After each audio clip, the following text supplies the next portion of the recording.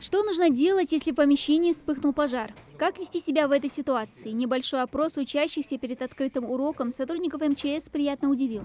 Правила пожарной безопасности дети знают на твердую пятерку. Если пожар, надо взять, намочить полотенце, чтобы газ на тебя не попал. Еще надо в экстренной ситуации, когда все начинает гореть, либо надо быстро выходить из здания, а по лифту никогда нельзя идти, потому что лифт может застрять при пожаре. Или ты можешь упасть вниз, потому что лифт может остановиться. Как пользоваться огнетушителем, тоже знают многие. Показать свои умения сразу вызвались несколько добровольцев.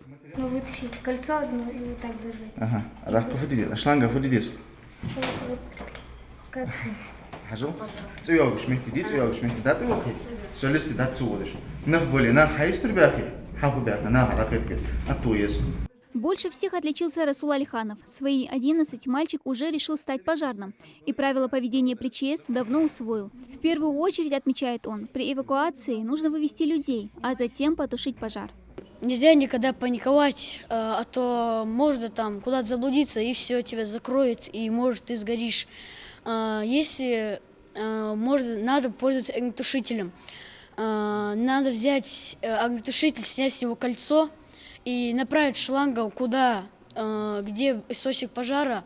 Благородная профессия пожарного с детства пленяет многих мальчишек. Вот и Дауд Плиев надеется в будущем помогать огнеборцам. Я буду собирать роботов, которые будут помогать людям.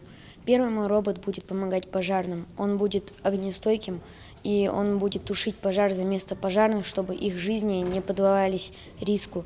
Он будет всегда проходить через огонь и спасать всех людей, которые будут в горящем здании. Открытый урок сотрудники МЧС приурочили ко Дню гражданской обороны России. Он отмечается 4 октября. В ее состав входит противопожарная служба, авиация, войско гражданской обороны и поисково-спасательные подразделения и МЧС. Ежегодно огнеборцы тушат сотни пожаров по стране.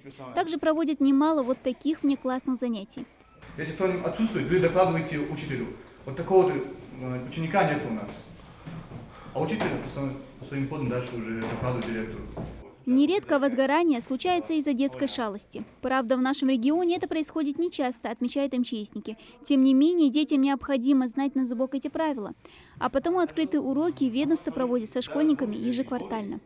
Чтобы объяснить и рабочему персоналу, и маленьким детям, что делать, какие действия предпринимать, как эвакуироваться.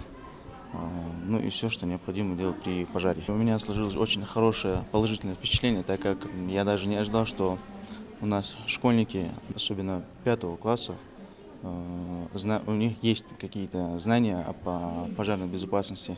Учащимся еще раз напомнили, при возникновении пожара обязательно звонить по номеру 101 или 112, знать план эвакуации и место хранения огнетушителя. Всегда быть осторожными с пиротехникой, спичками и другими горючими веществами. Дана Плиева, Адам Далаков, Новости 24.